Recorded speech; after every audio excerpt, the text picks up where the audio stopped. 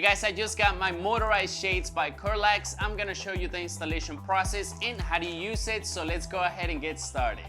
Alright guys, right away is your instructions and then your remote control, some mounting brackets, and the motorized shade itself. This motorized shade is pretty slick, it looks very modern, and the best part is the installation process is very simple due to the design of the mounting bracket. And now it's time to upgrade my room. Let's go ahead and remove the old shades, get your mounting brackets as well as the screws, and you're also gonna need a drill to drill the hole on top of the window. Next, you're gonna need to secure the bracket. Once the bracket is secured, go ahead and get your motorized shade and you're gonna mount side by side, and just like that you have yourself a brand new motorized shade in your room. Set up the remote control or control it via Alexa or Google Home. Very easy to set up and to get started right away. And for the remote control, you can peel off the back and place it anywhere next to your nightstand, so you can always have it right next to you. So I definitely love this product. I love the convenience of it and I love the modern touch that it gives to my room, and also how easy it was to install it. So thank you guys for watching and I hope you enjoyed the video.